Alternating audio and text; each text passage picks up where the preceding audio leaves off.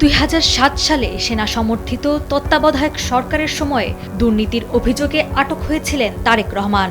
এরপর 18 মাস কারাগারে থাকার পর 2008 সালের সেপ্টেম্বরে মুক্তি পেয়ে সপরিবারে লন্ডনে চলে গিয়েছিলেন তিনি।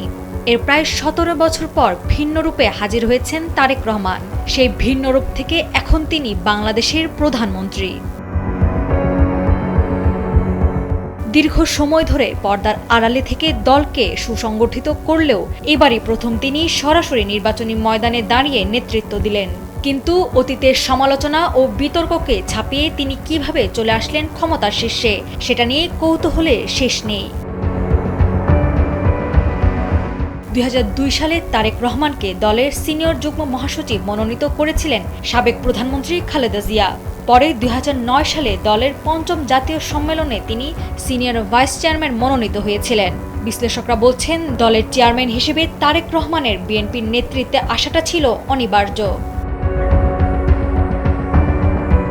দলের রাজনীতিতে তারেক রহমানের প্রভাব শুরু হয় 2001 সালের সংসদ নির্বাচনের মাধ্যমে।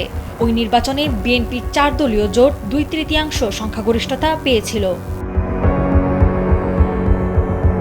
বিএনপির শাসনামলে হাওয়া ভবন এবং সেটিকে কেন্দ্র করে তারেক রহমান এবং তার ঘনিষ্ঠদের বিরুদ্ধে দুর্নীতির অভিযোগ পরবর্তীতে ব্যাপক আলোচনা তৈরি করে। যদিও তিনি ও তার দল বিএনপি সবসময় এসব অভিযোগকে প্রত্যাখ্যান করে এগুলোকে তাদের রাজনৈতিক প্রতিপক্ষের অপপ্রচার বলে দাবি করেছেন। অন্তর্বর্তী সরকারের সময় তার বিরুদ্ধে সকল মামলা খালাস বা অব্যাহতি দেওয়া হয়।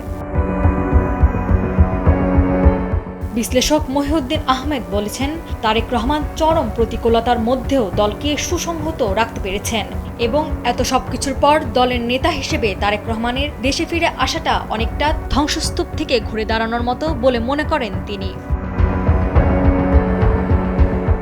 এক সময়ের প্রধানমন্ত্রী পুত্র থেকে আজ তিনি নিজ যোগ্যতায় দল ও দেশের রাজনীতির কেন্দ্রীয় চরিত্রতে রূপান্তরিত হয়েছেন।